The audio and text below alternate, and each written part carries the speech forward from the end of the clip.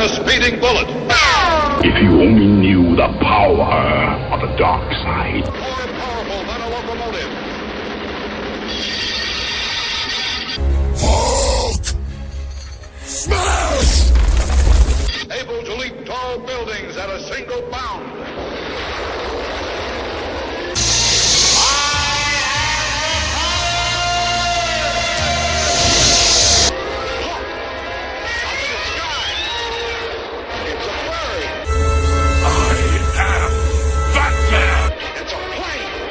There's more to them than meets the eye.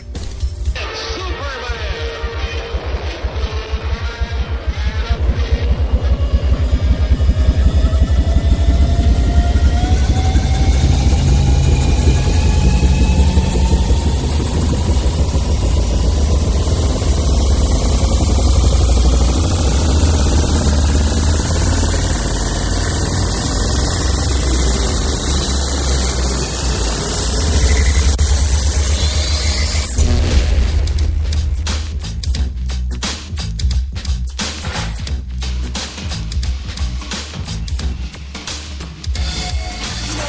All the same, no matter time, no place. They don't understand that us kids are going to make some mistakes. So to you other kids all across the land, there's no need to argue. Parents just don't understand.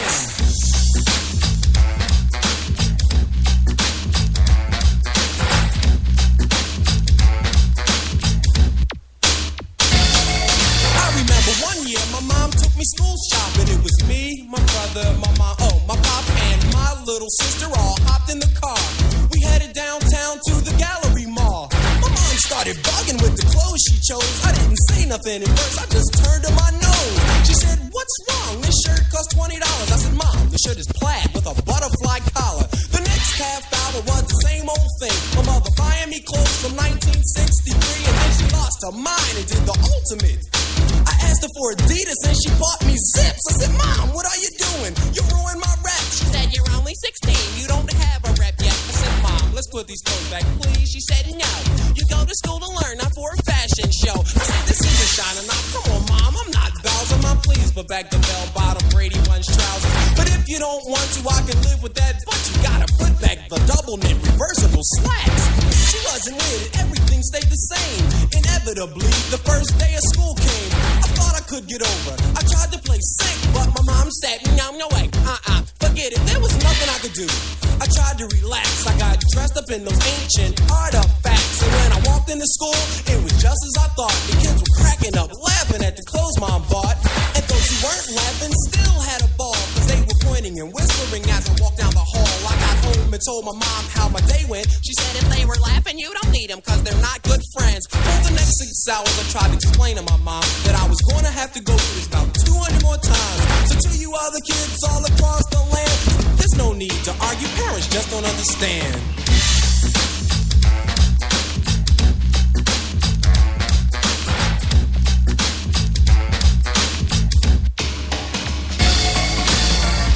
Okay, here's the situation. My parents went away on a week's vacation and they left the keys to the brand new Porsche. They mine?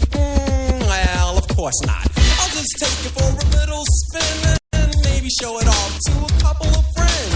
I'll just cruise it around the neighborhood. Well, maybe I should. Yeah, of course I should. Pay attention, here's the thick of the plot. I pulled up to the corner at the end of my block, and that's when I saw this beautiful girly girl walking. I picked up my car phone to perpetrate like I was talking. You should have seen this girl's bodily dimensions. I honked my horn just to get her attention. She said, "Was that for me?" I said, "Yeah." She said, "Why?" I said, "Come on and take a ride with a hell of a guy." She said, "How do I know you're not sick? You could be some deranged lunatic." I said, "Come on, toots. My name is the Prince. Besides, would a lunatic have a Porsche like this?" She agreed and we were on our way. She was looking very good, so as I must say, word. We hit McDonald's, pulled into the drive. We ordered 2 Big Macs and 2 large fries and Cokes. She kicked the shoes shoes off onto the floor. She said, drive fast, speed turns me on. She put her hand on my knee, I put my foot on the gas. We almost got whiplash, I took off so fast. The sunroof was open, the music was high, and this girl's hand was steadily moving up my thigh. She had opened up 3 buttons on her shirt so far. I guess that's why I didn't notice that police car. We're doing 90 in my mom's new Porsche, and to make this long story short, when the cop pulled me over, I was scared as hell. I said, I don't have a license, but I drive very well, officer. I almost had a heart attack that day. Come to find out the girl was a 12-year-old runaway. I was arrested, the car was impounded. There was no way for me to avoid being grounded. My parents had to come off on vacation to get me. I'd rather be in jail than to have my father hit me. My parents walked in and I got my grip. I said, Mom, Dad, how was your trip? They didn't speak. I said I want to plead my case, but my father just shoved me in the car by my face. That was a hard ride home. I don't know how I survived it. They took turns. One would beat me while the other one was driving. I can't believe it. I just made a mistake. Well, parents are the same no matter time nor place. So to you other kids all across the land, take it from me. Parents just don't understand. No, they do not understand, boys and ghouls. This is Chuckles Crypt here exclusively on Rhode-IslandFreeRadio.org, and we are taking a time machine back to the 90s. Don't change that station. Please do not. We are in for a great show. I would say great with a pi symbol next to it, because this is I've worked very hard for this, George Garner. You have done research. I have done research. I have gone through, and yes, folks, back to the 90s, 1990. Not the whole 90s as a genre. I'm going to go we're going to do this once a month. I'm going to pick a year in the 90s. We're going to pick up some old school hip hop, and we're going to go down some top 10s. Like once a month, why not? The 1990s is, I think, for the long most part of it, ignored. Like, it's always the 1980s, and then they group the 90s together for a 5-second thing, and they jump over it. Yeah, it's almost like they figure in any given year of the 90s decade, there's not enough stuff. Right. So, but that's only because a lot of good stuff has fallen into obscurity. And I have a list of a lot of good stuff that's going to, our listeners out there, you're going to get overexcited with nostalgia if you grew up in the 90s or remember the 90s as I do. And yes, we are going to play hip-hop. I know a lot of folks out there are like, well, what about Nirvana? What about this? Everybody plays Nirvana. Everybody plays the 90s rock and roll. But there are very little stations out there that will pull back the old school hip-hop and proudly play it, because I jammed out to that as a kid. At my second or third rebirth as a clown, and the 90s gave us some great hip-hop music. Of course, to it will be FCC permitting. That's the only downside. That is a problem with hip-hop. Because like you were saying earlier, there's the Naughty by Nature hip-hop, and then there's like the Fresh Prince of Bel-Air hip-hop. Yeah, the Public Enemy and NWA as opposed to Fresh Prince. Right. I mean, there's two different types. Both very good, but I can't air one of them. And I find this 90s block particularly helpful because, I used to be a little bit of a wild man back in the day, as was our own Chuckles the Clown, if you can believe it. So there's portions of the 90s that I don't remember. So, this really helps me out. Well, I hope 1990 you remember some of it, unless you were a wild child. I remember having the track you just played on vinyl, 7-inch vinyl that I bought right up the street here from Uptown Music. And, I saved up all my paper route money or whatever it was at the time, and I bought DJ Jazzy Jeff on vinyl and brought it home and listened to it in the basement. Now, was it a one-shot track? It was, yeah. Well, I forget what the B-side was, but that was the big hit, and then they had a B-side. That always pisses me off when you buy a vinyl and you think you got the gold, but it only has one song and one vinyl record. What a waste of material, huh? In other words, a 12-inch vinyl. And there's only one song in the whole thing. Yeah, but on the other hand, I'll tell you, the quality of the sound on those things was incredible, unchallenged. And it was specifically for DJs, so the sound was for a live spinning aspect. So yeah, the sound was awesome, and it's still unchallenged today to the point where vinyl is making a big flipping comeback. When you go to Newberry Comics now, the CDs have this little storage thing, and vinyl has this large area. It's blowing back up. Yeah. It sounds better. Sounds better than being squished on an MP3 player or whatever you have out there. Vinyl is where it's at. But But we're not talking about vinyl today. We're talking about the 90s. And most importantly, things of the 1990s that give me that, that feels good moment. Like, stuff like my nephews being born. Like, happy birthday out there, Mimicking Mikey. Happy birthday to my good sister out there, Laura. They have their birthday today. That's why we're a little late. But no, we're going to get into stuff like top 10 horror movies of the 90s. All right. Now, that'll be interesting because, things kind of blur in my mind. Not being a person of completely good habit myself. So yeah, I'm very interested in this little project you got going. Yeah, and we have like top 10, like which went down to top 2 family programs out there, and family movies, because the other ones I don't even remember them, and I have nothing to discuss about them. And then of course we're going to go into like the top 10 cartoons of the 90s and comic books, the top 5s, and video games. So this is. If you are a nerd, you've obviously come to the right spot. This is Chuckle's Crypt, where the nerds are dying to get in. And this is going to give you nerdtastic, like 1990 flashback. Now, for me, the year 1990, I was starting the 5th grade inside of a Black Rock Elementary School. And I still remember to this day what the teacher, Mrs. Reynolds, I hope you're dead, because that woman was evil. I remember they had the 5th grade outing, and she said to me, "You are not going to go on that outing because you are like a ghost. You scare me and the rest of the kids around." Damn! If a teacher said that to a kid today, she'd be fired. Yeah, she said that to me, and I was not allowed to go, and I had to stay in a room with 4th graders to be babysat by a 4th grade teacher. And what did I do to deserve this? You might ask. What did you do? You remember those little wristband things that when you would slap them, they would wrap around the person's wrist? Yeah. I hit a kid in the wrist with that, and he screamed. And I got put on. So even then, there were millennial sissies. They just weren't called that then. Oh, they were coming up. Now, I didn't mention the fact that one of the bullies that was picking on me, I punched him and his head went off the wall. Nice. But he was picking on me, so I stood up for myself. I don't like bullies. So I was the ghost. Little did she know, I was really a clown under all that, right. Child makeup. I'll tell you, teaching techniques have changed.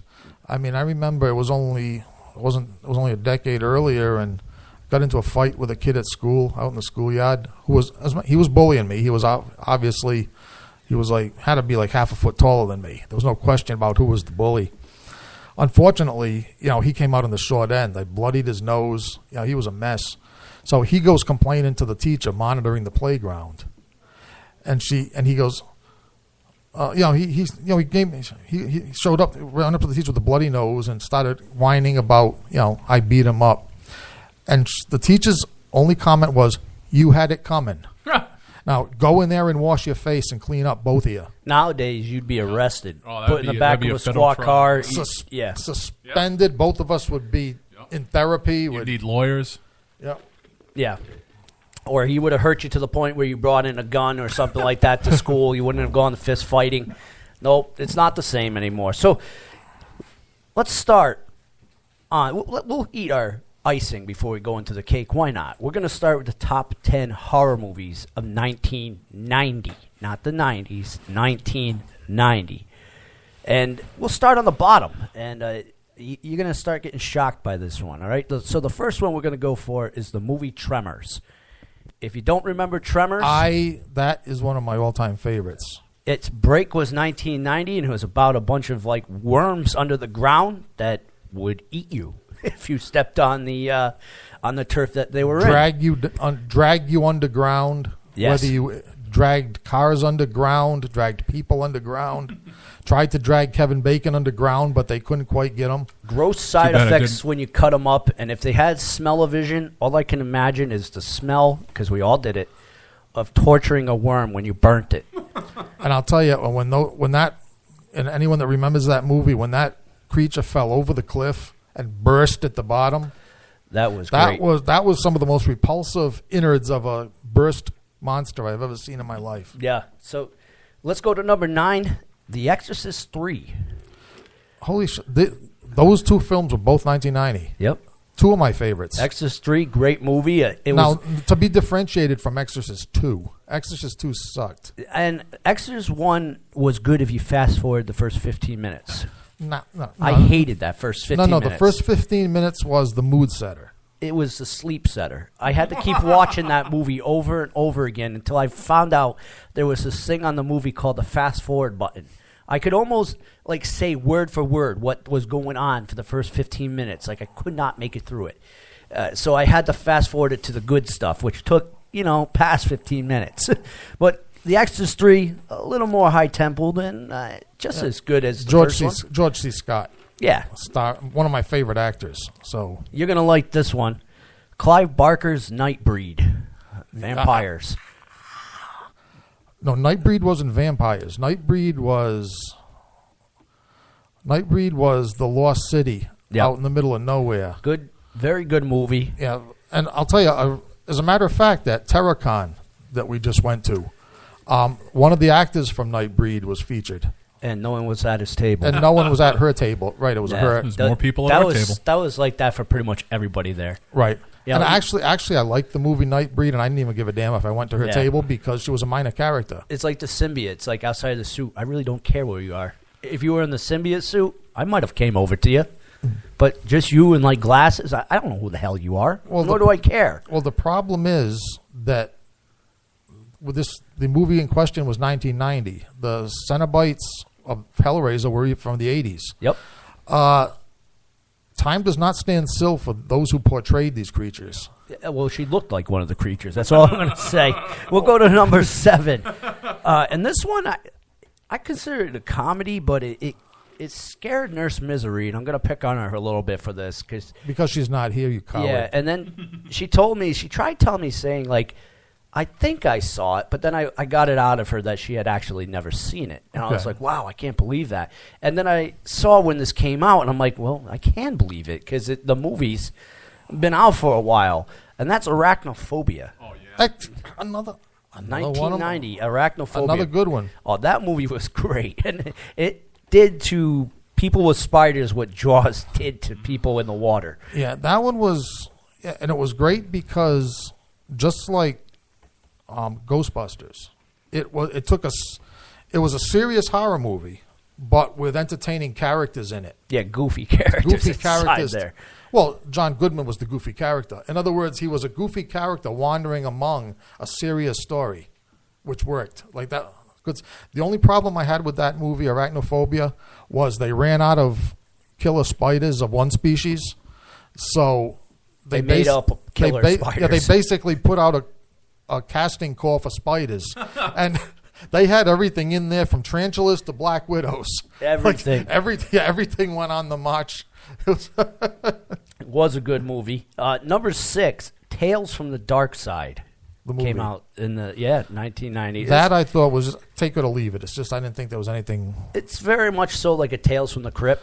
Yeah, but, it's just basically what it was. It's a couple short horror flicks put into one. But nothing to remember. No, number 5, I do not remember. Maybe you do, and it's called A Cat in the Brain. I have never seen this one. It's a low-budget film, but it was kind of like a cult following in 1990. A Cat in the Brain. Yeah, never seen it. So I'm going to have to put that one on there. And to put next to it, because this one I never saw either, so I'm going to put this as a tie for number 5, was Frankenstein's Hooker. You ever see that one either? I heard of it. I didn't bother seeing it. So those two I haven't seen. I really didn't. I'll tell you, I don't mind humor in my horror. Like I say, I like Arachnophobia or I like Ghostbusters. But I really don't have much patience with the, hey, this is low budget and it's funny on purpose. Yeah. You know what I'm saying? They're just not funny. I don't know. I've never seen them. We'll have to sit down and watch them. We'll have to get them and watch them together. Number 4, and this was a good movie, and I thought it was more of a thriller than a horror movie, but they put it on horror, was Stephen King's Misery. That was a tormented good movie, and when I think about it... I still feel pain. Yeah, I have had those fans where, because of Misery, I keep my distance from them. You were Because- warned. Stephen yeah. King has warned you. Because I don't want to be that clown in the basement getting my ankles like shattered with a sledgehammer. That whole scene right there, that gives me goosebumps every time I think of that. That was one of my favorites, if not my favorite Stephen King movie. It's right up there. I would say, yeah, Misery, Shawshank Redemption, and maybe the original Carrie. Carrie was good. The guy that had the car, however, that's another story. We'll save that for the Haunted Cabaret because we got a couple of choice words for him. And number 3, I thought this would be higher up on the list. I would have put it on there. You're going to be really shocked by this, that you didn't remember that this came out in 1990. Okay. Gremlins 2 New Batch came out in 1990. Maybe this is heresy or sacrilege, but It's both. I was never one of the biggest Gremlins fans. Wow. I really wasn't. Well, see, now I got Mr. a Jones kick- has terminated your employment here. I got a kick out I'm of gonna have it. to dock your paycheck. I got a kick out of it, but I never really, other than the stunts and the hilarious murders, you know what I'm saying? Like, what else was there Don't to say it? that It's- on Nurse Misery, because not only will I get stabbed for being friends with you, but you're going to get stabbed for saying that. So don't do it. Number 2, and I forgot this came out in 1990. I thought it was later on in the 90s. Child's Play 2. I liked all 3 of the first 3 Child's Play movies. This one was when it was still serious, and it wasn't as goofy as it got later on down the road. Pretty serious movie in that point where every point... because this is where they reassembled Chucky at the toy factory to find out what the matter was. Yeah. So, I mean, so it wasn't that much of a stretch to have them put back together. I hate good guy dolls just because of that. What do they call my buddies when we were growing up? I hate those things. If I see my buddy doll, as expensive as they are, I want to torch the son of a gun. Yeah, no, this first one was good. Second one was good. This is a case, though, where up to a point they got better as they went, because I think it was Chucky 3 where the kid went to the military Yes, camp. the paintball gun. And Chucky loaded one side of the paintball game with real ammunition. Yes, that was incredible. That was one of my all-time favorites of any horror movie. Any was movie fun. at all. Oh, my goodness. All right, and number 1. Okay, I'll give this one. And it's Night of the Living Dead, the remake by Tom Savini.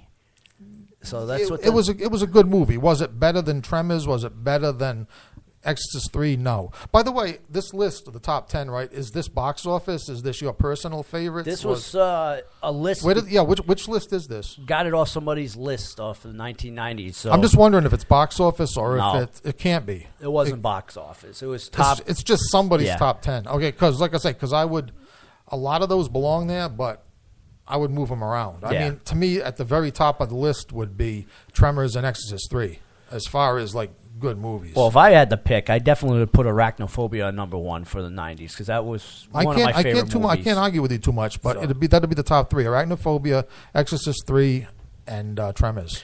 So with this list done, we're going to go down to some more old school hip hop, and it really hurts every time I say this because it shows my age. We're going to go down to an old-fashioned... Now, these guys they started a fashion craze where they wore their clothes backwards. And I remember being in the school when someone decided this was actually a good fashion statement, and I started seeing kids come to school with their clothes backwards. Now, if I had done that in earlier days of my schooling, I would have gotten beat up. But all of a sudden, coming to school with your pants backwards was cool. All right, now my only question is, what's more lame, pants backwards or pants down around your thighs?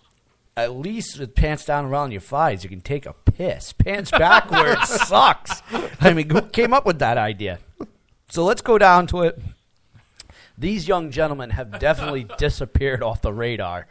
Let's go down to some crisscross here on Chuckles Crypt, Rhode-IslandFreeRadio.org.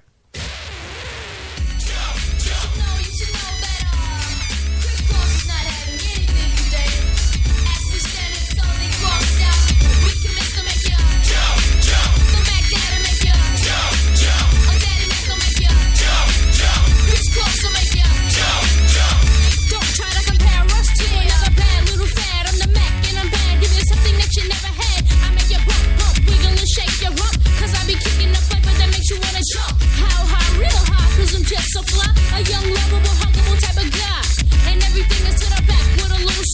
cause inside out is wicked and wicked and wicked and whack. I come stopping with something pumping to keep you jumping. R&B, rapping, bull crap is what I'm dumping. Ain't nothing something about crisscross, we all at. So when they ask, do they rock, say believe it. Jump, jump. The Mac Dad'll make ya. Jump, jump. A Daddy Mac will make ya. Jump, jump. Crisscross will make ya. Jump, jump. Jump, jump. The Mac Dad'll make ya. Jump, jump. A Daddy Mac will make ya. Jump, jump. Crisscross will make ya. Jump, jump. I like my stuff knocking, knocking. I love it when the girls be like jocking, jocking. The DAWIMAC. Yeah, you know me. I got you jumping and bumping and pumping, moving all around. Cheat in the mix, I'm ready to 6 step back. They try to step to the Mac, then they got jacked. To the back, you be sporting your gears. That coincidental. Act like you know it, don't be claiming that it's mental. True good kids with a flow you ain't never heard. Ain't nothing fake, you can understand every word. As you listen to my cool, smooth melody, the daddy makes you JUMP. Jump, jump. The Mac Dad'll make you. Jump, jump. A Daddy Mac will make you. Jump, jump. Crisscross will make you. Jump, jump. Jump, jump. The Mac Dad'll make you. Jump, jump. A Daddy Mac will make you. Jump, jump. Crisscross will make you. Jump, jump. Now, the formalities of this and that is that crisscross ain't coming off wet. And for all y'all suckers that don't know, check it out. Some of them try to rhyme, but they can't rhyme like this. Some of them try to rhyme, but they can't rhyme like this. Some of them try to rhyme, but they can't rhyme like this. Some of them try to rhyme, but they can't. Cause I'm the make it Mac Daddy. The make it Mac. Cause I'm the make it Mac Daddy. The make it Mac. I make you wanna jump, jump. The Mac Dad'll make ya jump, jump. A Daddy Mac will make ya jump, jump. Crisscross will make ya jump, jump. Jump, jump. The Mac Dad'll make ya jump, jump. A Daddy Mac will make ya jump, jump. Crisscross will make ya jump, jump. Jump, jump. The Mac Dad'll make ya jump, jump. A Daddy Mac will make ya jump, jump. Crisscross will make ya jump, jump. Jump, jump. The Mac Dad'll make ya jump, jump. A Daddy Mac will make ya jump, jump. Crisscross will make ya jump, jump. Believe it.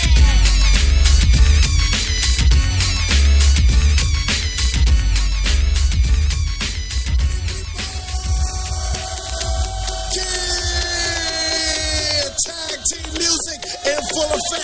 That's me, DC, the brain supreme, and my man Steve Rowland. We're kicking the flow. And it goes a little something like this.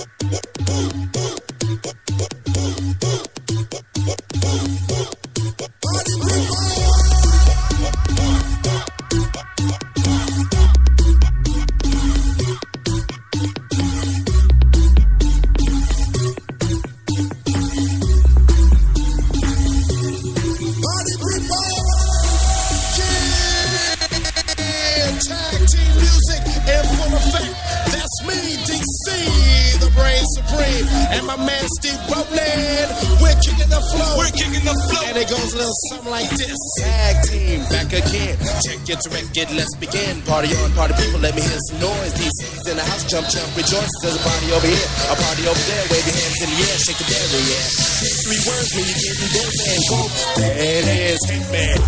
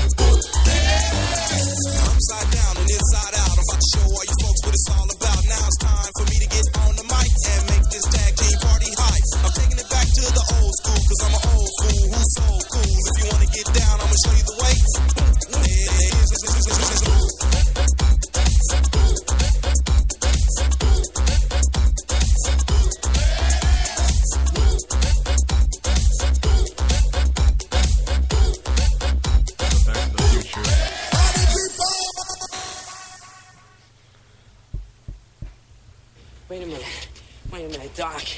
Are you telling me that you built a time machine out of a DeLorean? The way I see it, if you're gonna build a time machine into a car, why not do it with some style? Besides, the stainless steel... Yeah, there we are. So we had a little double shot for you. We did tag team with Dodge and Viper, and it was a little remix of the original song that came out in 1990. We were just talking on the break where I remember having that on a cassette, not the remake, the original one there.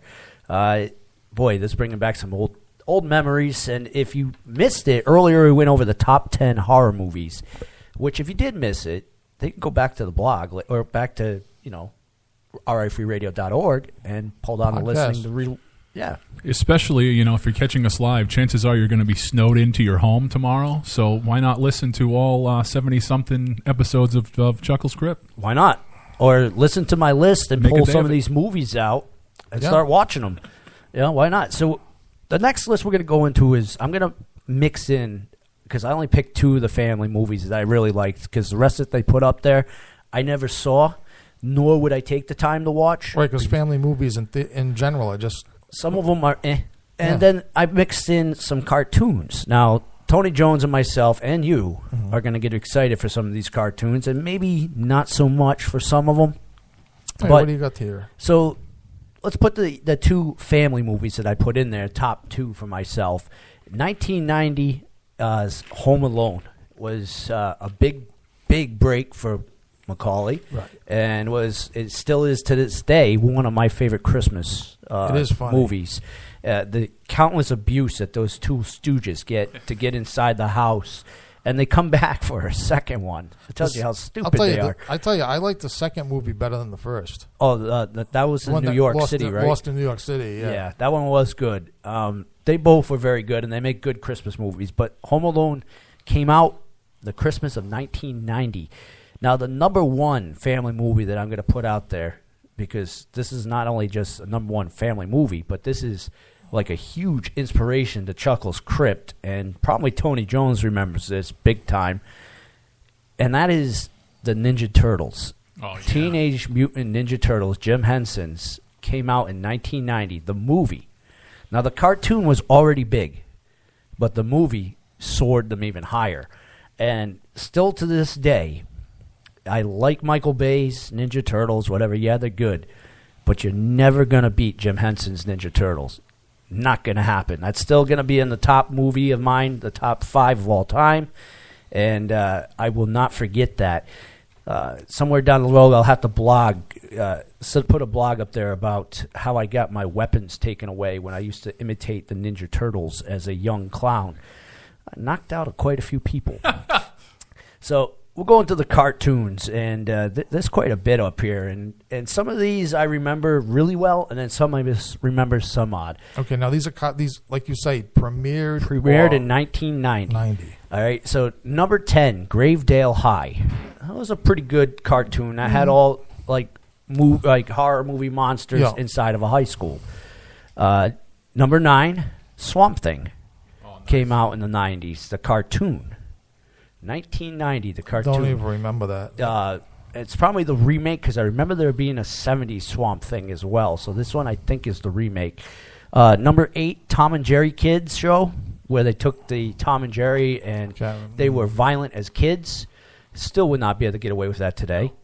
Number 7, this should have been higher up on the list, because I absolutely loved the Disney afternoons, was Tailspin, where they took like Baloo and everything from Jungle Book, and they were delivering cargo. Really good Disney cartoon. Number 6, my nephew's going to remember this one inside here, and he's going to start geeking in a little bit. The Rugrats, Nickelodeon's Rugrats. Which everyone remembers the Rugrats. That came out in 1990. Number 5, I didn't think this. I thought this was earlier. Captain Planet came out in 1990. I thought it was like in the 80s and whatnot. I was wrong. 1990 was the premiere. Number 4, Bobby's World. That germophobic gentleman there that does America's Got Talent, Howie Long or whatever the heck his name is, the one that he started in this. That was an okay cartoon. Number 3 was Barnyard Commandos, and it was about sheep and animals that had weapons, and it was really twisted. Take like Garfield and put like rocket launchers and stuff on the animals, and they had. Sounds like. See, I don't remember that, but that sounds like something I want to check out. It was good, and it released a toy line that is like pretty cheap, but I enjoy it a lot. I put number 2 on here, and I bumped this one because I didn't care for what they had as number 2. Not everybody remembers that He-Man, Adventures of He-Man, came out in 1990.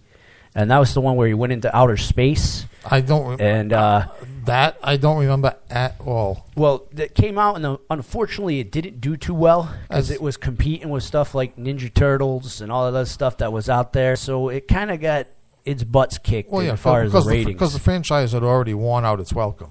I enjoyed it, and I still to this day have it on my DVR, and I pull it up there. And if you're a He-Man fan like myself, The Adventures of He-Man, you'll enjoy that as well if you've never seen it. And number 1, unarguably deserves this spot 100%, was Tiny Toons. They were good. That was a great 90s cartoon where the kids of younger kids from Looney Tune eras. Right, yeah. Yeah, and then they would have the teachers like Bugs Bunny and Daffy Duck interfere with them. That cartoon went on for a long time, Tiny Toons, and it premiered a lot of like good video games and everything outside of it. There used to be once upon a time where when we went into the schoolyard and we would wait to get into line while those neo-Nazi aides that were putting us line by each to get into the school, the only thing we would talk about was Tiny Toons, Simpsons, and In Living Color. That were the only 3 things that we would be talking about, and we probably shouldn't have been watching In Living Color at all. No, not at that age. But we did, and our parents probably didn't care because there was worse stuff on there, and they didn't have the bracelets on us that they have their kids on now. But some of that stuff on In Living Color, that was pretty bad comedy. When did the Simpsons start? That was Simpsons started in 1987, 87, but they were still a huge part of 1990s. They were gigantic, well into the 1990s. Yeah, so they still had a big thing, and they still hung out there. Although they did not premiere in 1990, they still were a big part of 1990. Right, and then let me just ask, since we're talking about cartoons, South Park. South Park is 1996. Okay, that was later. Okay, so we will get there, and believe it or not, that's 20 years old. Damn. And it's still hilarious as hell. The Simpsons is worn out, but South Park is still funny. I like some of South Park's, like the earlier stuff and some of the stuff now. Simpsons did it. But when they were like pretty much like making a comedy joke out of like everything, like a curtain or like, you know, a guy walking his dog down the road, it kind of lost its funniness to me as far as that goes. I do like South Park, but that will be part of our 1996 when we go back in time to go through that. We're going to go down to some more music because we have a couple more lists here, and I want to make sure I get this stuff in because coming up next is the Haunted Cabaret. You do not want to miss that. Here on Rhode-IslandFreeRadio.org, Chuckles Crypt. That is what you're listening to now, and you're about to listen to No Diggity by Blackstreet. White Man Dancing. Yeah, here we go. Yeah. You know what? I like the players. No diggity, no doubt. Play on, play it. Play on, play it. Yo, Dre, drop the verse.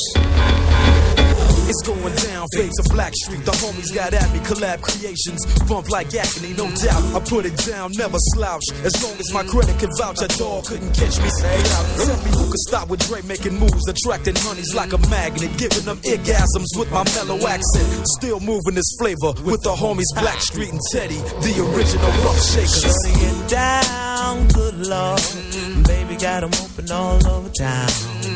Strictly bitch, you don't play around. Cover much grounds, got game by the pound. Getting paid is a forte, each and every day. True play away. I can't get her out of my mind. Wow. I think about the girl all the time. Wow, wow. East side to the west side, pushing fat rides, it's no surprise. She got tricks in the stash, stacking up the cash, fast when it comes to the gas.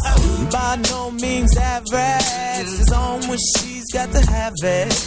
Baby, you're a perfect 10. I wanna get in. Can I get down so I can?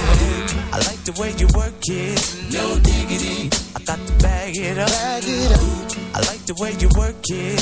No diggity. I got to bag it up. Bag it up, girl. I like the way you work it. No diggity. I got to bag it up. Bag it up. I like the way you work it. No diggity. I got to bag it up. She's got class and style.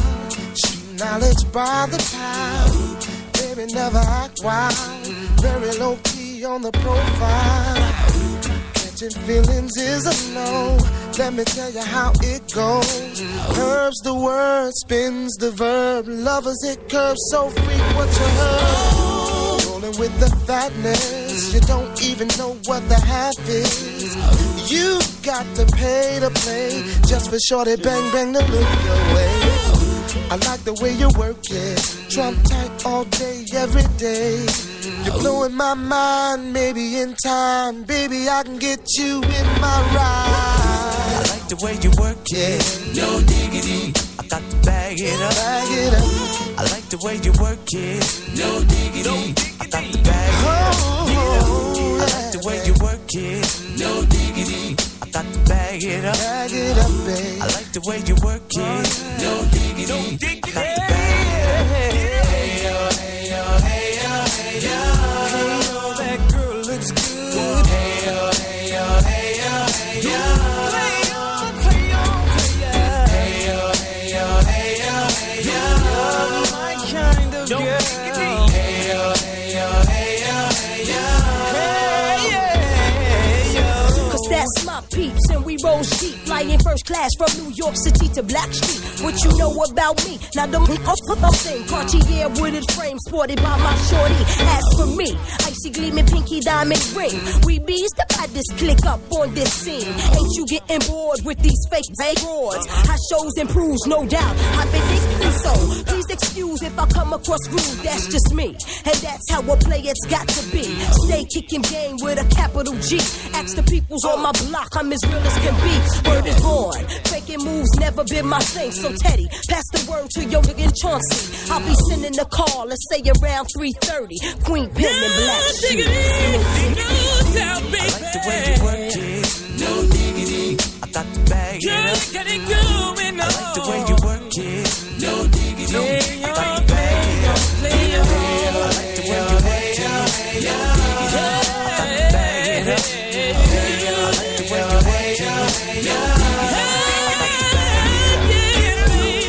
Yeah. Come on. Becky in full effect. Lisa in full effect. Vicky in full effect. Tamika in full effect. Yeah. Lays in full effect. Right. Ain't nothing going on but the rainbow. Yeah. Play on, play it. Play on, play it, play on. Boy, hip hop is just a contradiction in terms. I like it.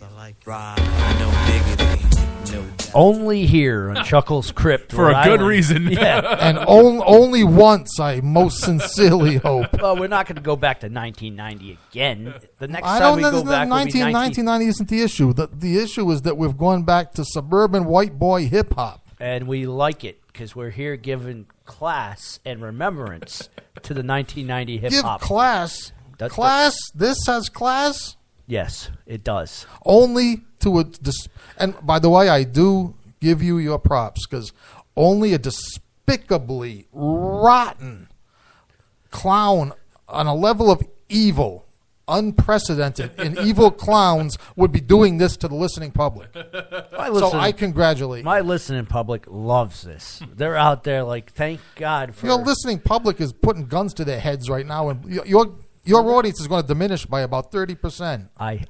I do not believe that is the case, George. That is your audience, and that's why we're not playing this for your audience. Good point. I'm curious, though. Give us some feedback. Let us, in all seriousness, let us know.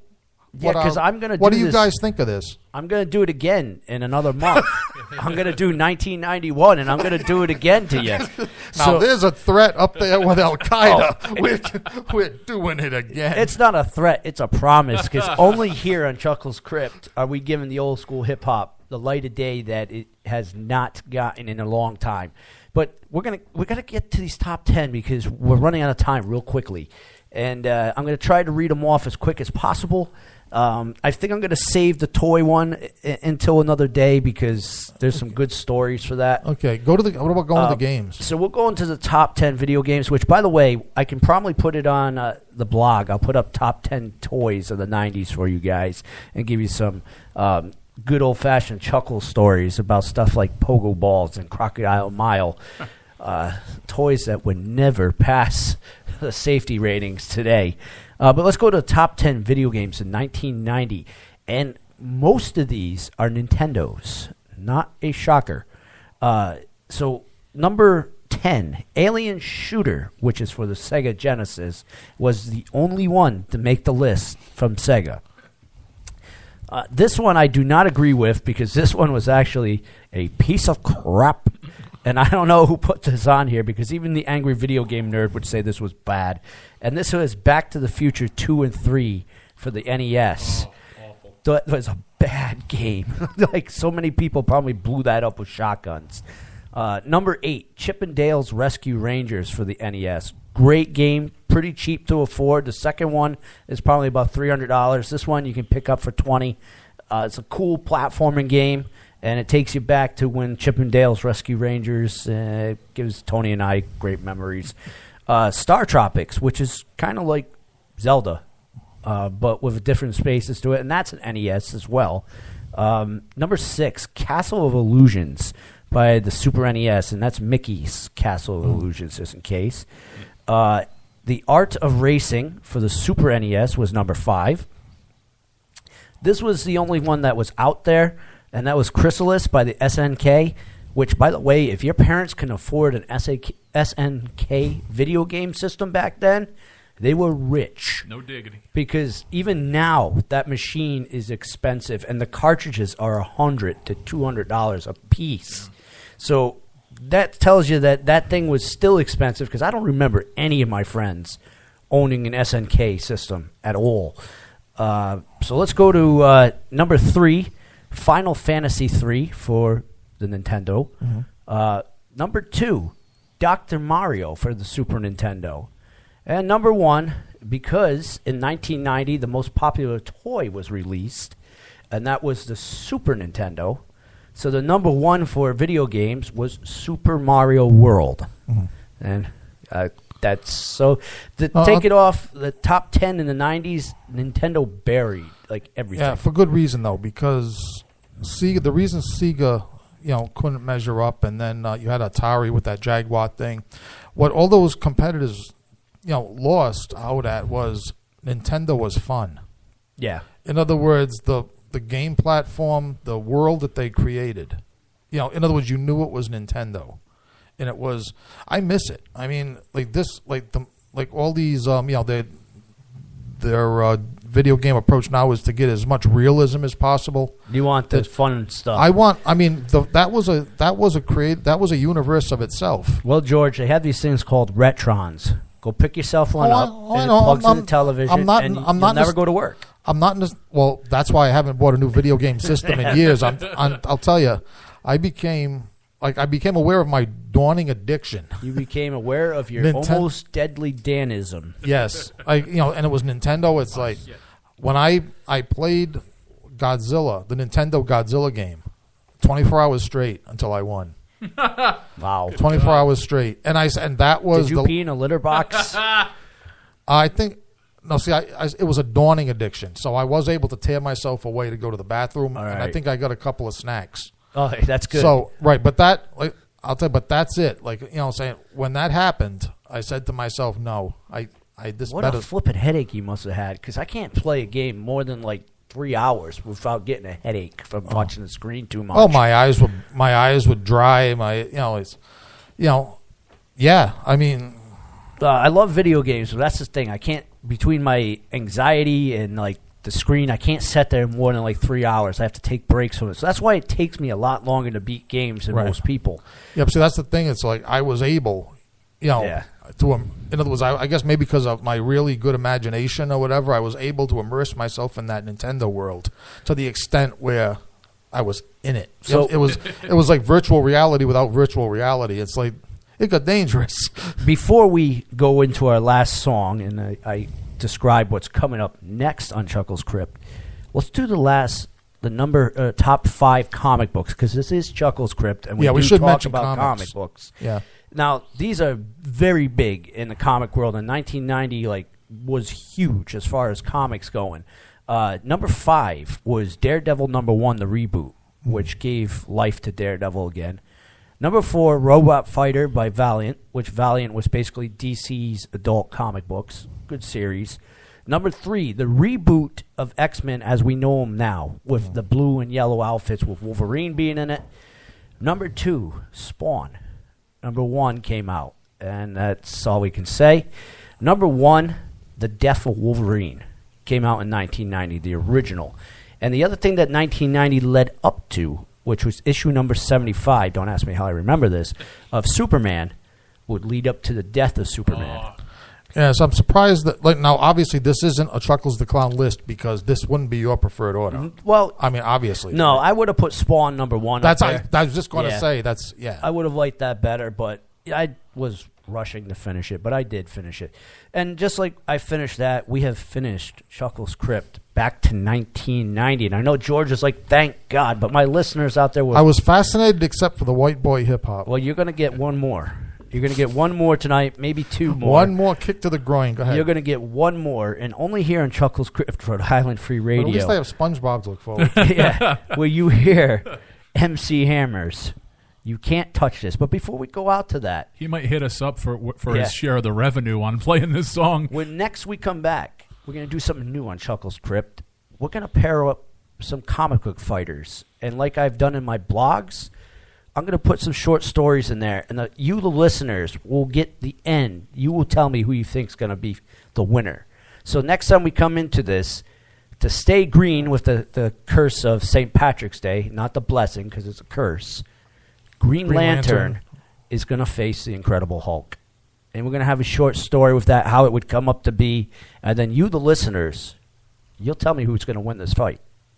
So we'll go down to the last song. And, of course, coming up next, The Haunted Cabaret. You can't touch this. You can't touch this. Yeah.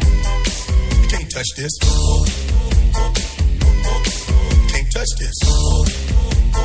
My music hits me so hard, makes me say, oh my Lord, thank you for blessing me. What a mind to rhyme and do like this feels good when you know you're down. A super dope homeboy from the Oak Town, and I'm known as such. And this is you can't touch.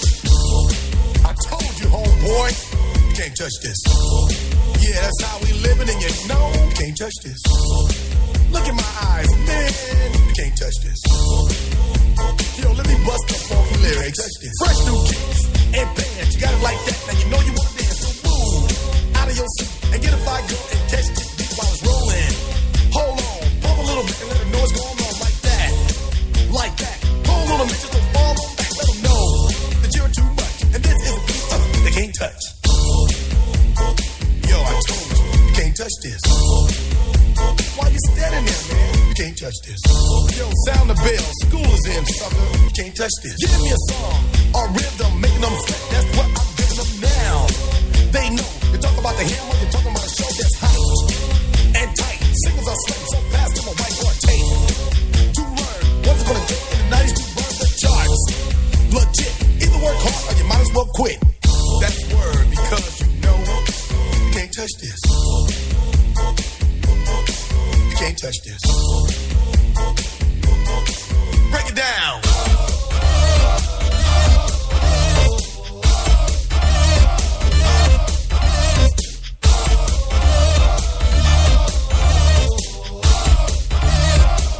Stop.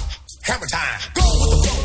It is said if you can't do the list, then you probably are dead. So wave your hands in the air. Bust a few moves. Run your fingers through your hair. This is it. For a winner.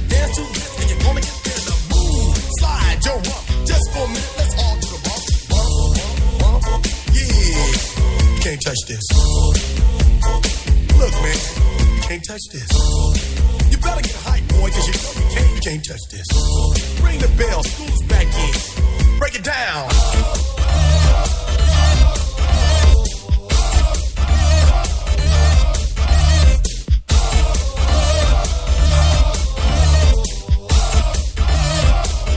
Stop. Hammer time.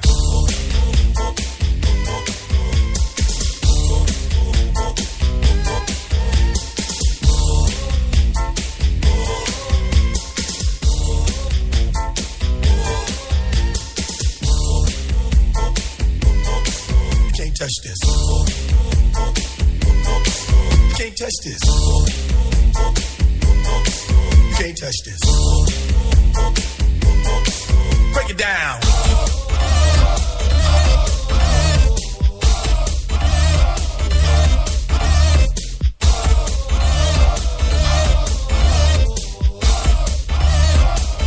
Stop. Hammer time. Every time you see me, the hammer's just so hype. I'm going on the floor and I'm magic on the mic. Now why would I ever stop doing this with others making records that just don't hit? I tour around the world from London to the Bay. It's hammer go, hammer empty, hammer yo, hammer and the rest can't go and play. Can't touch this.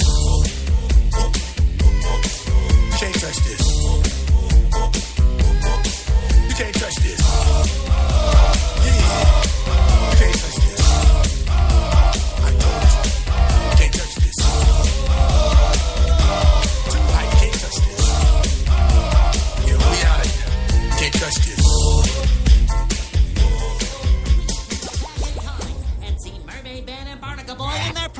As young superheroes. Go, go, go!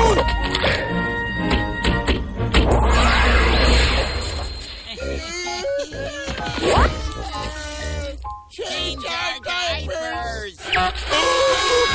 Will they get it right? Will SpongeBob and Patrick get to see their superheroes in their Listen to the sound of footsteps in the dark. To voices that may not be quite human. To the sound of screams in the night. The Haunted Cabaret, the home of all things horror, on Rhode Island FreeRadio.org, with your host, George Corner. The Haunted Cabaret starts now.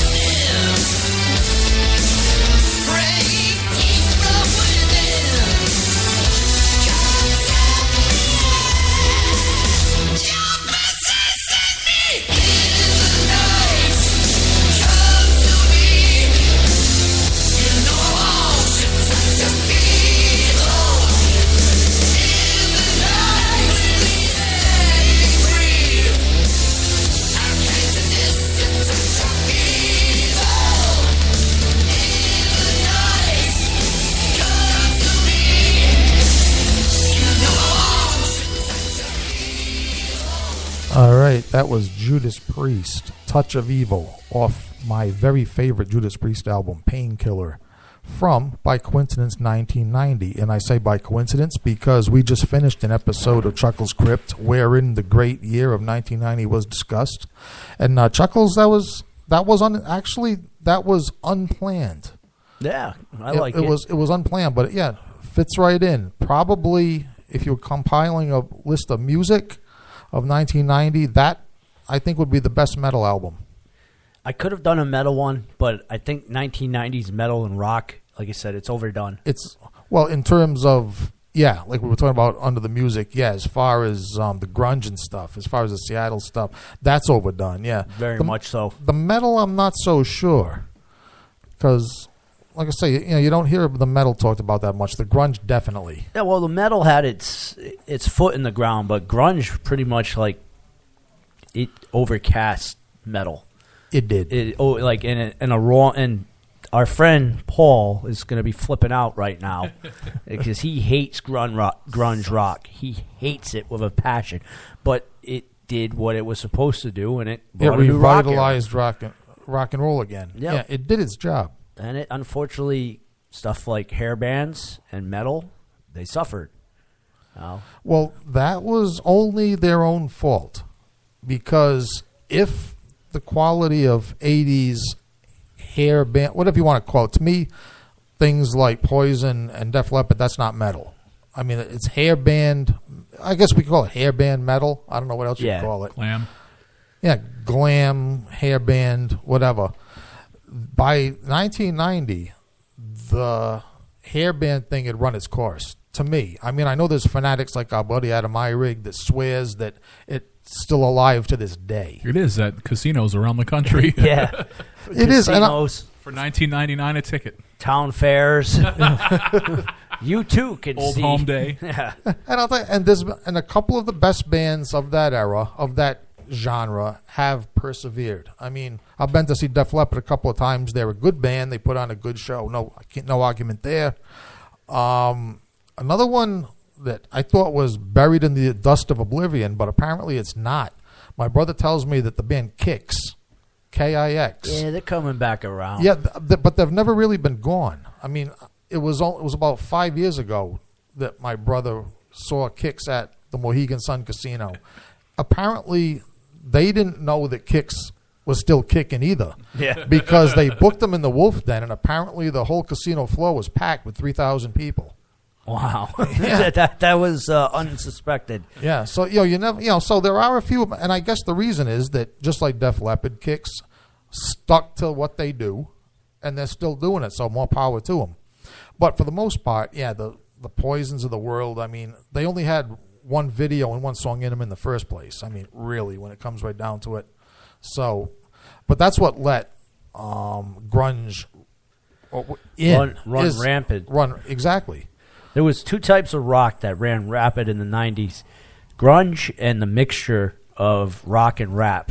That was a big up-and-coming thing. You had, like, Onyx and Biohazard and all the rock and, like... Power Man 5000. Yep, that was a big... I had the misfortune to sit through. Yeah, Red Hot Chili Peppers, stuff like that. They blew up. I mean, granted, it's, in theory, on paper, it seems like a good match. The anger of... Well, back then it was rap. It wasn't really hip-hop yet. It was just street rap. Public Enemy, NWA. And it seemed, in theory, it was a good idea. You take the anger and the fury and the street cred of rap, and you mix it with metal. Right. Or mix it with rock and roll. And it gives, like, a nice shot in the arm to rock and roll. Except it was better thought about than done. I mean... I can only think of one band that really succeeded with that, where the rap and mixing it into their metal helped them survive, and that's Anthrax. Like, if they didn't do that, I think Anthrax would have gone the way of Anthrax. They would have been done, because you have them in the late 80s and everything, where they're heavy metal, And then they started pulling up like Onyx and Biohazard, where they started mixing the hip hop into Right. their. It did give them some new creativity. That's what it was. Yeah. They were just doing the same thing over and over again. My favorite rap rock moment from the 90s was Beavis and Butthead and House of Pain. Jump around! Yes. Jump around! The House of Pain actually put out a Beavis and Butthead mix, and it was Beavis and Butthead doing the lyrics of Jump Around. Oh, it had its successes. Yeah. It did. It had its successes, but overall, it's glad to see it go. Did it go because the Chili Peppers are still hanging on? Yeah. They are. Really hardcore. Yeah. But they've kind of like, they don't really do their rap rock now. Now they're lighter. Like they're more like sophisticated as they age. And they wear clothes now, not just tube socks. Not just tube socks. They're all like Well, I don't mature. think I don't think they're as physically lean and young looking physically anymore. So clothes are probably a good idea. Plus, as you get older, that tube sock, gets lower and lower to your ankles. No, and then plus what happened too is that grunge had its day, but then, and again, just like every other time in music history, there was a couple of survivors. I mean, Soundgarden is still. Yeah, they still rock it out. Alice in Chains. They're out there. Stone Temple Pilot, until he murdered himself on drugs, they were still doing pretty good. Well, I think that was a pretty good career move though, because I thought Stone Temple Pilots was they didn't have a long shelf life. They kind of were running out of steam already. Well, he had extra steam help. Right, but I'm saying, but musically, I'm saying it's like, okay, one CD and that's it. It's like, okay, what else now? There's a dude, unfortunately, I hate talking like this because it's like, no, I don't. I don't hate talking like this because I'm evil. If that dude was not on drugs, musically, he sucked. He was one of those people that he had to be under the influence of something for his music to kick ass. If he wasn't on drugs, he probably wouldn't even have become a musician. He probably would have been an accountant or something. So, unfortunately, that's kind of like a gift from the devil. You know what I mean? It's like the devil says, I'm going to make you rock awesome. Right. But in order for you to rock awesome, you have to be messed up. You have to take these drugs. The minute you come off these, your ass is mine. Right, and in other words, it's the quintessential deal with the devil. In order to be successful at your chosen art, you have to ruin the rest of your life. Yep. And actually, though, that's that's pretty much the pattern of creative people through history. Yeah, even Hendrix. Hendrix was always under the influence of something. Yeah, and not even just music, but Stephen King. Hilariously, in the written word, Stephen King, after he got off alcohol, after he got off coke, after he got off mouthwash, after he got off weed, after he got off, ran over by a van, after he got knocked down by the van, right, which only happened after he was stone cold sober. So I think that might be a lesson in there Think somewhere. about that too. for a minute, yeah. Yeah. That's what you get for going out for a nice walk on a summer's day. Instead of staying in your basement all messed up. You want to sober up? You're going to get ran over. Fresh air. This, that's what I'll do to you. But, yeah, Stephen King, he made a point of saying after he was sober, you don't have to have a bad habit. He said that's just, mythology. In other words, that you have to be effed up, to write great or play great music. Not true. You can be just, how did he put it? That a writer that was an alcoholic wasn't a tortured artist. He was just a drunk. Right? Now, that's all well and good, except that everything he's written after he went sober sucks. Yeah. Well, after you sober up, you just get a bunch of ghostwriters to get screwed up for you. Well, the reason he's got the ghostwriters is because he tried to continue writing sober and he sucks. Yeah, I mean that's so just going to your point with again, He Can started you imagine putting out books about baseball. I mean, come on. Yeah, who wants to read that stuff? I hear you can't even get near him when he's at the baseball field. You try to go over by him, he's got 50 bodyguards over by him. One of them is Kathy Bates. Yeah, I mean it is true. I mean, think of it. If Edgar Allan Poe was not stoned or drunk, yeah, Edgar Allan Poe was a drunk, H.P. Lovecraft had mental problems. Yeah, and then you had like Vincent van Gogh, who was like definitely drunk and on drugs. If he didn't do that stuff, he wouldn't have those beautiful paintings that he put up Right. there. Well, that was an effect of back in those days. He had chemicals in his paints. It still is getting messed up. Otherwise, or something. in other words, heavy metal poisoning. Like he had mercury in his paint. He would chew on some of that while he was painting. Yeah, it's like now let me think. Yeah, and off comes the ear. Yeah, there's no way that if those guys were like not under the influence, they wouldn't be painting what they did. No, and that goes for any kind of artistic endeavor, whether music, the written word, painting, whatever it is. You have to be a little screw loosed in the head, to be really great at it.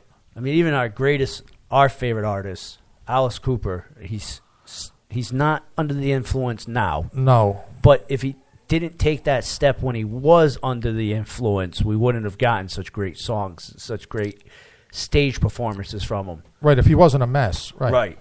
Right. Well, I mean, because I hate to say it, I'm an Alice Cooper fan myself, but ever since he got Jesus, not the same.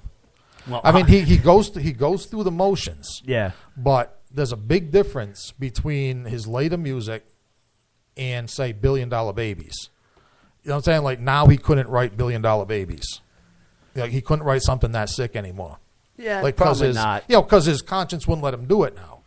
So what you're telling me is that we all need to get screwed up more often. Yes. Yes. Legalize weed. Do it. Wake up on the bathroom floor more often. Wet your weed. Yeah, God knows if I didn't drink as much as I did, I probably wouldn't be putting this clown paint on every time. Absolutely. Tony, these segues, they write themselves. What have we been talking about, and what is our next track? A little bit of Aerosmith from my favorite Aerosmith CD from back in the day. This is Toys in the Attic on the Haunted Cabaret on Rhode Island Free Radio. Enjoy. Toxic Twins themselves. Still very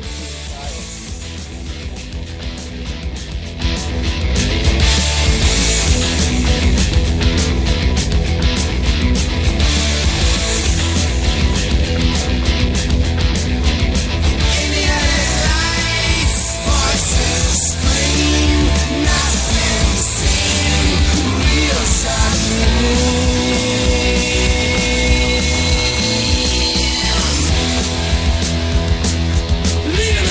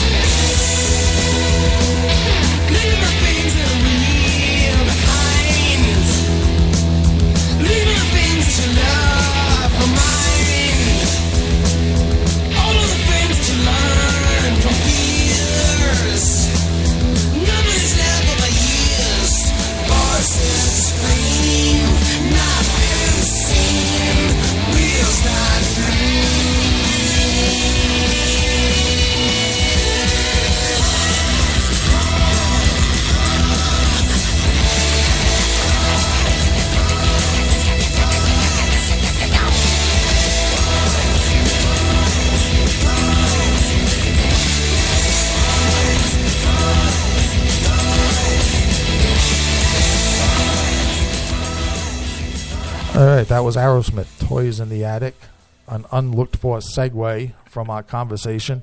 I'll tell you, these things happen naturally, Chuckles. They just... Are you hearing voices again? No, the crazy people in the basement are having anal sex again. They're not in the basement anymore. They're on this floor. Where are they? Just outside your door. Our Really? door. They're over there? They're over there. They're in our old practice space? And they're coming looking for more anal sex. Well, I'm They're leaving. close. I'm out of here. I know what happens to clowns. I watched that movie Vulgar. I'm out. No, but, Aerosmith, like we were saying, the Toxic Twins. Yeah, right? Nick Taman was Toxic Twins. Toxic It wasn't Twin. a drug that they didn't do. Yeah, so just, further weight to the theory that you have to be messed up to create good, great art. Like I was saying, under the music, the only exception to that I can think of, off the top of my head, of any, whether it's music, painting, whatever it is Elvis Presley. Now, the reason I think for that is that Elvis was so mentally messed up in the head when he was sober that when he started using drugs, it made him normal. He turned into a normal human And being. it made him very generous. Like, if he liked you, he would just buy you a car. Yeah. I'm making a plan. We should do it to go down to Nashville to see his graveyard. We That's should. I mean, pretty cool. Before I leave this earth, I have to. That- It's a tribute. It's a pilgrimage that has to happen. It's really like they only let you in there at I think early in the morning, like 7:45. They open the gate and you got to stay on the path. No, I thought that Graceland is open for visits all the time. No, his burial spot. Is on his mansion with his family members. Okay, the burial plot. And you're Okay. not allowed on there until like 7:45 in the morning. And if you miss that, they close the gate and you can't go in. Okay, but the rest of the house is more available Yeah, to see. and it's gorgeous. He's got like this fountain in his graveyard, like all these good-looking bushes and everything. Like it's a burial fit for a king. Like, Well, apparently what happened was they tried to bury him in a regular cemetery, but fans kept trying to dig him up. Yeah. So they put him on the grounds of Graceland so they could stand guard 24 hours a day. and then basically. they had to move his parents over there because the same thing, and the whole family but his brother, who his brother died because he was his twin brother, died at birth. in the womb or at birth, right Yeah. at birth. Yeah. He's not buried there, but they have a marker for him next to the family. Mm-hmm. But yeah, he's the only one not buried there. But we have to make I think we got to do that, Mr. Jones. Make a Rhode Island Free Radio trip down to Nashville to see the King's go. burial. Yeah, I'll Get go in the along car with and that. go. Yep. Yeah. His daughter Lisa Marie, unfortunately, I listened to her first CD and it had one good song on it. The second CD had no good songs on it.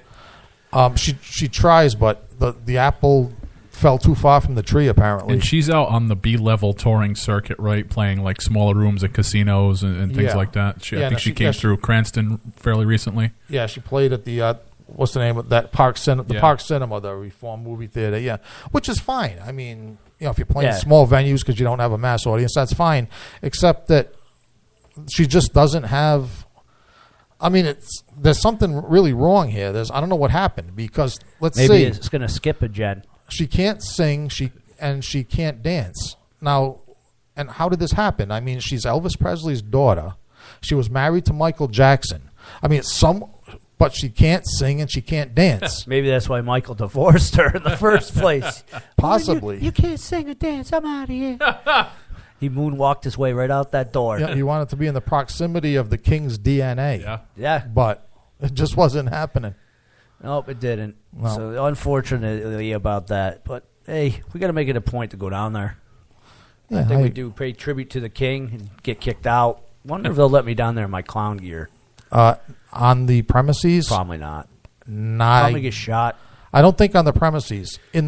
On the street in front, you probably get away with it. And then I'll get shot. And then shot. Yeah, because Tennessee doesn't deal with stuff like that. They're kind of unless we can spread the rumor that Elvis is never died and he's disguised it as a clown. Yeah, that's another show for another day. You know what I'm saying? And then we bring you in costume. We goes down to Graceland and everybody thinks you're Elvis. There is a Elvis clown, you know. Yeah, just memorize a few lines of Suspicious Minds, and you're good to go. Yeah, there we go. And I could sit down eating bananas and peanut butter cups on the side there. So Yeah, bananas. Was it banana sandwiches? Yeah, that too. But he used to slice bananas and put them on Reese's peanut butter cups and eat them Okay. together like that. He was a banana nut. Okay. Really into that stuff. Okay. But yeah, a pilgrimage to Graceland. I could. The Haunted Cabaret would get behind that. Definitely, absolutely. I mean, basically Elvis is the originator of our music. Now I understand that was Bill Haley, the fat guy that sang "Rock Around the Clock," was first, but no. I mean, more. Elvis was the whole thing, and Elvis was the guy that took country reverb out of rock and roll. It took him 30 takes doing Hound Dog to do it, but he managed to get that reverb out of there, which I am eternally grateful for. Changing the subject, something I am not probably eternally grateful for. I haven't seen it, but I'm just assuming from looking at the coming attractions and the promotional clips on YouTube. The new Kong movie, Chuckles. You've already seen it. You ran right out there and saw it. Opening night, went and saw it. 8 o'clock at night at the Showcase Cinemas, which, by the way, folks. Okay, do you want to review Kong first or rant about the Showcase Cinemas first? I'll give you your choice. Let's do the cinemas. Okay. Because Kong's not going to take that much time. Okay, rant. Go ahead. Do not waste your money dealing with Showcase Cinemas, period. Okay, because it cost me $23 for 2 people to go in there. They have switched their products from Pepsi to Coke, which, okay, whatever. That's great. That's not enough to keep me going up there because even the Coke products have gone up $1. The popcorns go up $1. So you need to take out probably about $100. No, what you need comfortably. What you need is to smuggle your own stuff in. Yeah, you're not getting away with that on opening night. They're searching you. Well, not opening night. Yeah, no. so that's not happening. That's when you need one of those big overcoats like I have. Yeah, that would be great. All And filled up with dollar store candy. We went into a showcase down here in Warwick, right on the East Greenwich line in Rhode Island. They should have shut the thing down because the signs were taken off the walls. There was blow foam that you could see through the cracks. It had looked like a tornado had ripped through the Showcase Cinemas, and they were selling you tickets at for $23, and all you get is this tight little seat, stale popcorn, and Coca-Cola. So you get an ulcer, you get kernels stuck in your teeth, and it costs you about freaking $100 to do that. And I'm not even going there. They got a bar there now. They do. Yeah. Okay. You're not going to be able to afford the alcohol there. It's just as expensive just to buy. just as expensive as Ozfest or Mayhem Fest used to be, right? Yep, just as expensive to buy booze there. You're better off like ripping the movie off by some torrent site and watching it at home. When it comes to that, well, the key to the showcase, and like you say, you went on opening night, which that's you're not going to get any satisfaction on opening night. The thing what you got to do when you go to the Showcase Cinemas is go in the afternoon. Or just don't go there at all. No. What you do is you go in the afternoon in the summer when the high school kids are running the place. In other words, the manager's not there. And if you go in summer when the high school kids are there, they're taking the tickets and they're selling the tickets and they're taking the tickets. Not a manager to be found. And what you do is you go not the matinee, which is the first show, but you go to the second show of the afternoon. And you can go to see 3 movies because one of the kids actually said to me last time I went under these circumstances, I forget what the movie was that I went to see, maybe one of the Batman movies, I think. And she said, "Oh, after you go see Batman, make sure you go see such and such a movie." I said, "Oh, yeah. Oh, yeah?" She says, "Yeah, I mean, it's expensive here. You might as well see as many as possible." So, okay. So even so what my point is, you can do that. They're making minimum wage. They don't care. Oh, then not only do they don't care, but they want to screw that place as much as possible. Well, they deserve it. They deserve it. That they're charging in that place. I mean, you could go to But the point is, though, that is how you go to the Showcase Cinema. I mean, follow this well-learned advice. Now that you said that on air, Showcase Cinemas is going to have adult managers there. You just gave up the perfect. Not only because you think somebody's going to rat. Yeah, I do. This is the generation with snitches. This is Generation Snitch. Yeah. This is Generation Millennial. Yeah, this so- is mommy wiping the ass. So they're gonna right snitch. until you're 18. Yep. You little sons of bitches in advance. Yeah, so we're not going to be able to do it now. Well, hopefully enough time will go by. Right now it's only March, right? Hopefully by the time July gets here, They'll forget about they'll it. forget about it, and the managers will have stopped doing it. Well, they won't forget about it because they'll have a new set of managers because the old set will be fired because they suck at doing what they're doing there. But if you're going to go see a movie and you're going to pay that amount of money, go to AMC. At least they got reclining chairs. And all you can eat popcorn and soda, and it's like the cool soda machine. Or what you're taking it a step further. Like I said, don't go to the matinee because there's more people there. There's liable to be a manager. Just make sure you go in the summer. Like I said, from July onward. Yeah. Go to the matinee, but go to a movie that sucks that nobody's going to see. You follow what I'm saying? It's like, go see that one. There'll be no manager at that entrance. He'll be at the Disney entrance. There you go. Follow what I'm saying? Yeah. Go right, and then the manager will leave after the matinee. Then the kids are in charge. Then you go see 2 other movies. There you go. We're gonna have to do that. Now, before you pull in the music, I'll give my short review of Kong, Skull Island otherwise. Not terrible, not the greatest movie. All right, you don't like it because of the CGI. There were parts of it that I didn't like, which it should have been more of Kong, less of the soldiers. Is it too much people? It's too much people, too much of that. And everybody says, well, Peter Jackson's was too long because they had the intro story and all that. But at least Kong was fighting more than just like 3 monsters. Right, and he was in the movie like... it took a while for Kong to be on the screen, but once he was... Yeah, then he was on it. He was on. You know, right. and that one was a decent movie. But this, it was okay. I mean, I guess it's supposed to be a sequel to the first King Kong. Well, what's the idea? They go to the island that he came from and find another one? Is that the idea? That's the idea of it. A bigger Kong? It's an adolescent Kong. So that's all they're saying. So this one's supposed to be a baby. So... But what I'm saying is, but do they like make reference to the Peter Jackson Kong? They did not at all. All right, so it's got nothing to do with the Peter No, they Jackson went right Kong. from like the Kong of 1938 to this Kong. Oh, okay. So these are supposed to be the ones tied in. The only really cool thing, stay for the movies because it ties in 2020, King Kong versus Godzilla. Yeah. You're saying stay till what, the end of the the credits? end of the credits. Okay. That's the only really cool thing inside there. But the really crappy thing is you got to wait to 2020 to see King Kong versus Godzilla. And be disappointed. Yeah. Because, I mean, I think we can possibly safely say, yeah. There'll be no winners in it again. It's not going to happen. No, and it's going to be a CGI fight. And what I see happening in this, because the way that they're showing the King Kong versus Godzilla this time, and I hope it's not so, it looks like it's going to be like a team up. Where Kong they're going and to start against somebody else. Yeah, it looks like they start fighting, and then all the other monsters come in, and they're going against them. So it's like, oh, I hope it's not a team up. I don't want to There's see a lot that. of there's a lot of speculation on the web that's exactly how they're going to weasel out of it. I hope not. Now, as a matter like so, yeah, that's actually another thing you said. Too many people and not enough Kong.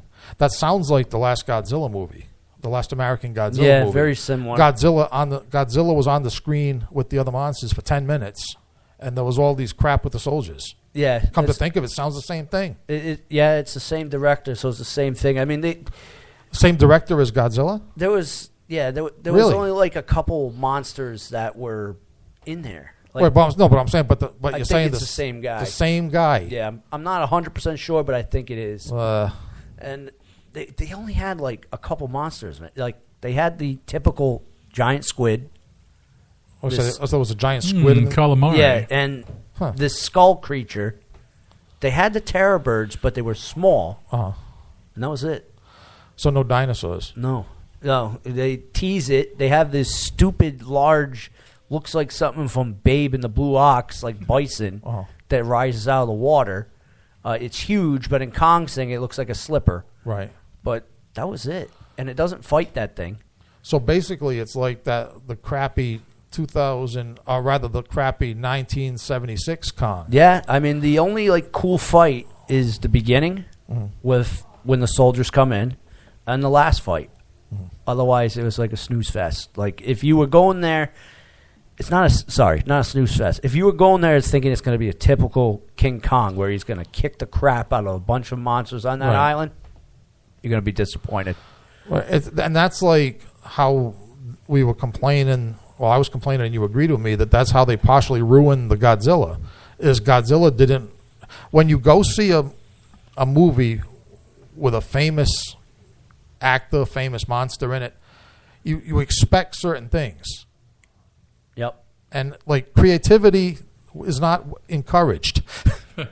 I mean, or it's encouraged only after you give us what we want. And did you see the creatures, the Skull Island creatures, the lizards? You had to have seen them on the promo. Maybe a little bit. I don't remember really much. They were lame. That's why I don't remember that. They were basically like, think of Savannah Monitor with only 2 legs. Was it kind of like the 33 black and white the original Kong, where Kong fought the lizard in the cave? Yeah, but the lizard only had 2 legs. So it couldn't do much. And that was the only big monster in the whole thing, was the lizard with 2 legs. And it doesn't sound like it would put 2 legs would put up much of a fight. No, it was stupid. That's what I'm saying. It was stupid. It's like, where's the dinosaurs, the giant snakes, the pterodactyls attacking him? Like, was there a blonde girl that he stripped the clothes off of? No. No Stealing the girl up to the cave. I'm trying to figure out what the hell was in this movie. How long is it? 15 minutes? It's a little over 2 hours. Oh my goodness! But there's the only thing they keep it in, of course, are the people. No, this is soldiers going to the island. Is that what you said it is? Well, they have the soldiers and they have the islanders are in there. Uh-huh. But it's nothing like I would take the islanders over the 1970s islanders over these ones. Oh, that's how bad this was. There's no character. There's like no reason for these islanders being there. It's like they're just there. It's because in Kong movies there's natives. Right, but there's no reason for it. Right. It's like, well, this is blah, blah, blah, blah, blah, blah. Right, because in the first Kong movie, the natives are necessary because they kidnap the girl. It starts the whole story. Right. There's no reason. No reasoning for it. I don't know. I mean, I was going to go see this thing just out of curiosity. See it, but don't pay full price. No, sneak in. Yeah.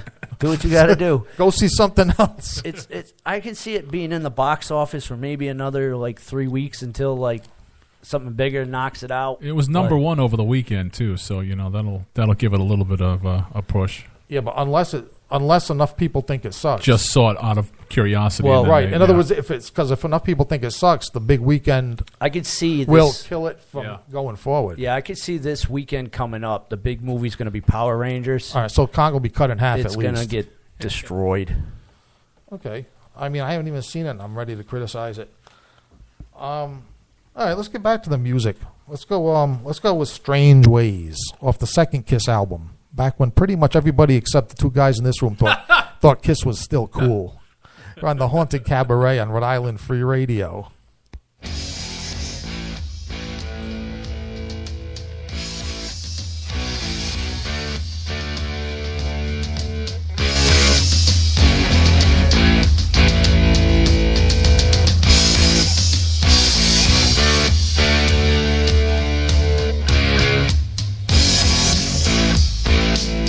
Well, it's a strange way, the way you look at me.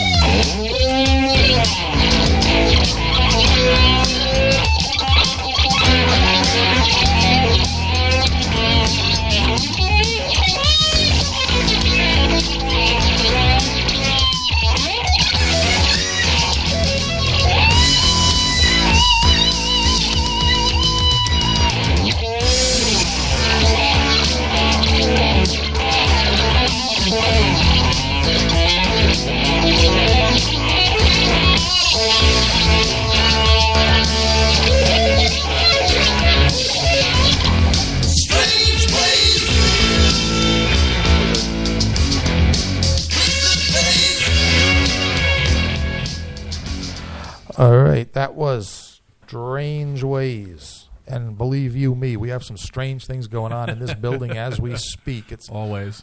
Yeah, always. We can't even describe some of the things that you hear in this building. Speaking of that, and I know you're a skeptic, but when Chuckles and crew did some paranormal investigation around here a few months back, they brought a thing that is motion censored. So in theory, it should only be going off when something's moving. Right. So I'm at the door here. I'm ready to unlock the door. I'm ready to walk in. And I hear this motion sensor thing going nuts. So I think, oh, George must already be in there. Right. No, nobody's in here. It's just going off by itself. Huh.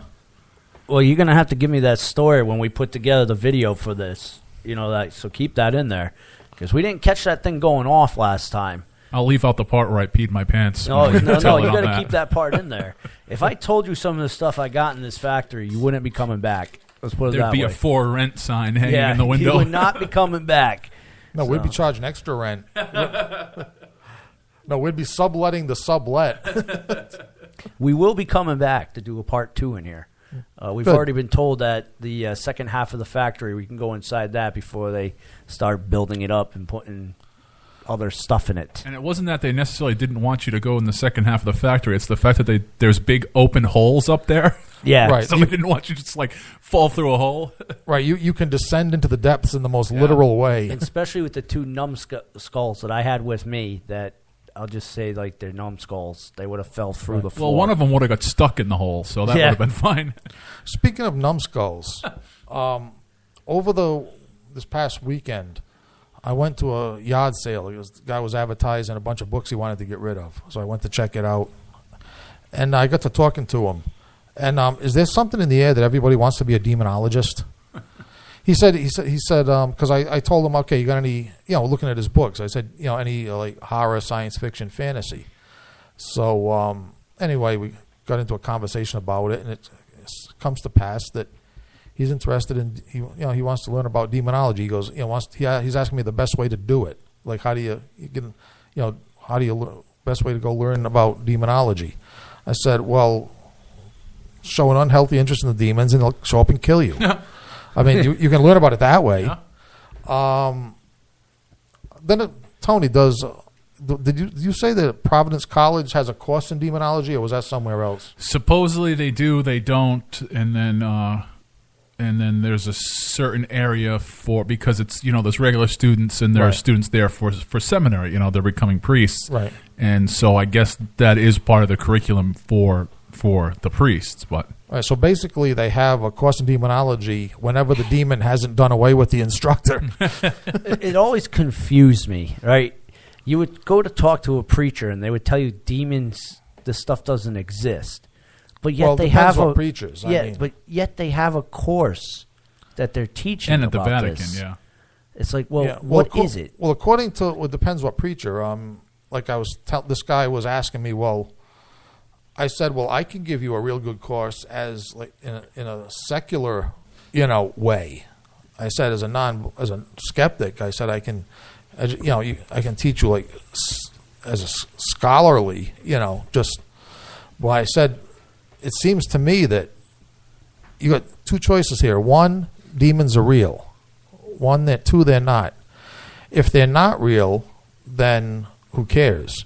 If they're real and you really want to learn about them, now I'll check my logic on this.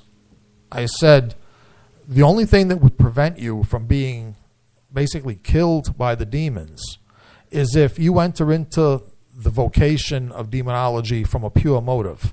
In other words, as in like Christ-like, wanting to help your fellow man. Right. Right. That is the only way that you would survive interactions with demons. Because that's one of the most fundamental laws of demonology and theology is that the best way to come to a bad end in these subjects is to show an unhealthy interest, as the Catholic Church puts it. Show an unhealthy interest in demons, and they love that. Because if you're not motivated by the right motives, that just gives them the opportunity to attack and basically possess you and finish you off. So, I mean, that's pretty much accepted demonology doctrine, right? I mean, you can't just study demonology casually, like I tried to tell this moronic idiot up in the Connecticut woods. You can't just study demonology casually like you can paranormal. Right. In other words, like the remains of human traces won't hurt you. For the most part. For the most part. I mean, they're right. There is that ever so shot that you will be harmed by them. Right, but it's mostly they scare you into harm. Unless it's poltergeist or... Right, but then you enter the demon thing. You're getting close to the demon thing. A poltergeist isn't a demon, but it is a malevolent spirit. Something. It's right. It's more than a human spirit. Right. It's more than a human deceased. And it will cause you harm.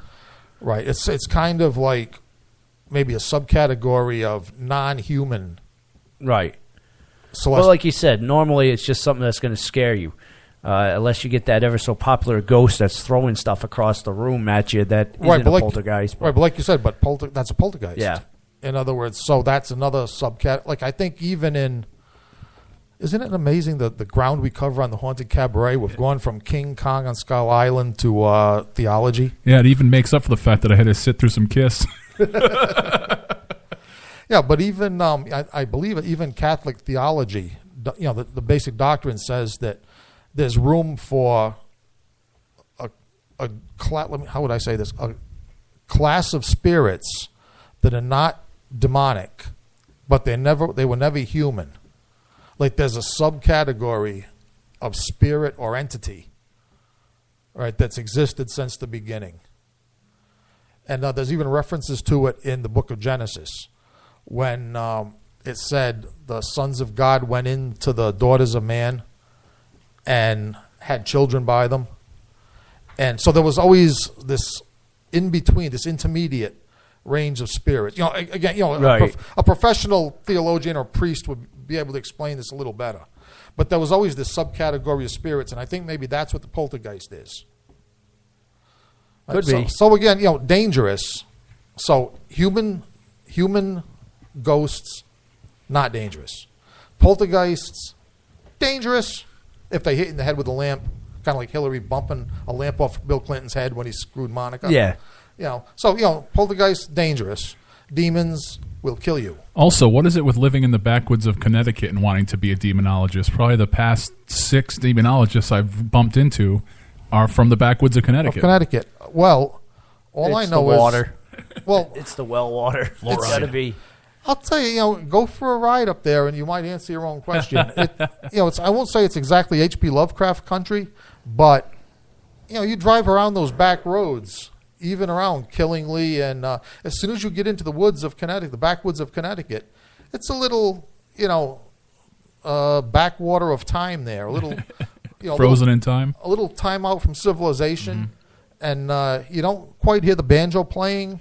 But you might hear a few incantations from the hills, a few things splashing around in the water that, you don't see what's making the splashing and you don't want to. And there's a bunch of streams. There seems like there's always hills, and there's running between these hills is like these streams. And there's broken down ruins every so often. Yep. From the days of industry. Like stone ruins overrun with vines. And like I said, we've both watched enough movies and read enough stories to know that when you have broken down stone ruins covered with vines, running water, hills, and a bunch of weathered shacks, you're going to have some very weird goings on. And it's probably one of those sections where, if you're in clown makeup, or sometimes when Tony Jones and the Cretin 3 play, I wear a little bit of makeup, you probably don't want to break down in your makeup out in that neck of the woods because there's some lonely farm boys. You'd be looking good. You're the prettiest woman I've ever seen. Yeah, they'll be telling you got a pretty mouth, or they'll be trying to have an exorcism. Yeah, you'll wake up married. Or kind of like the those other rituals. They'll be burning you at the stake.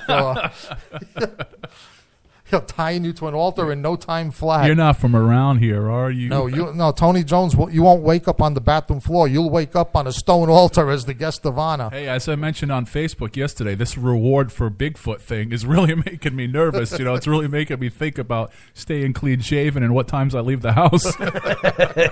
Well, I was thinking about turning you in. What I do they told got? you that. What do they got on Bigfoot's head? $5 million or something like that? Oh, it's a lot of money. This is which really brings. That's another story for another day. I have to save that for ours. The Bigfoot. You are going to do a Bigfoot show, right? We are. We'll hold off on that. All right, Tony, how are we doing for time here? We got about 10 minutes left. All right. Let's go back to the music. Let's do a little Black Sabbath and talk about bad habits earlier. Well, okay. Here's a little Snowblind from Sabbath Volume 4 on the Haunted Cabaret on Rhode Island, Free Radio. You don't think he's talking about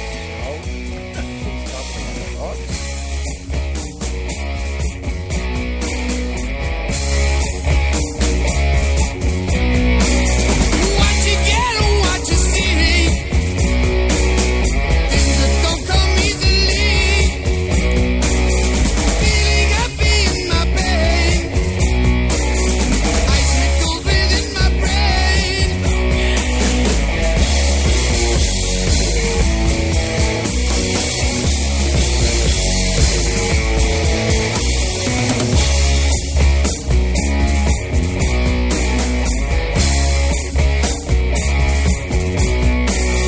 something glowing in my head, wings of ice and soup will spread.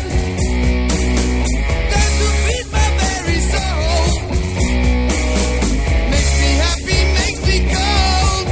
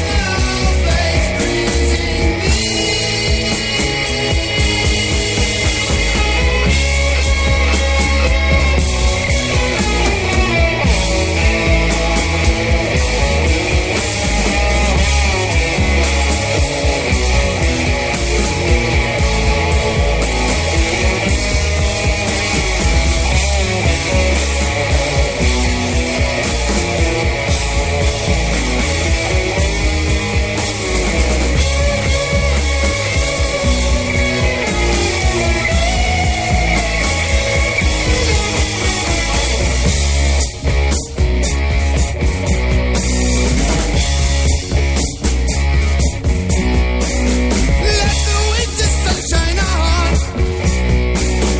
let me feel the frost of dawn, build my dreams of flakes of snow, see now feel the chilling glow.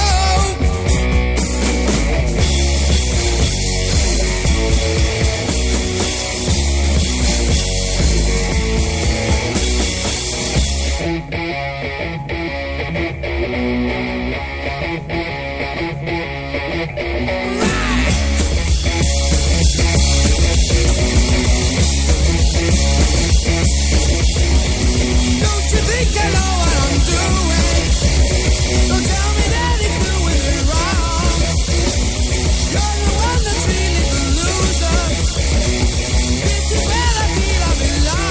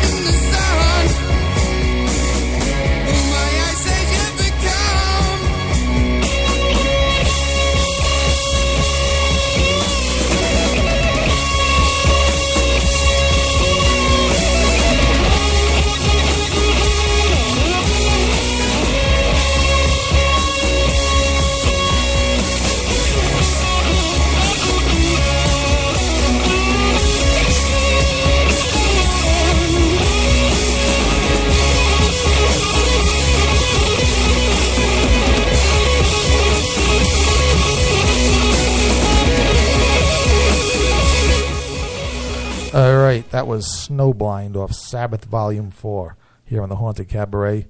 And that song originally was supposed to be called Cocaine, which is the subject of the song, except, the record company wouldn't let them do it.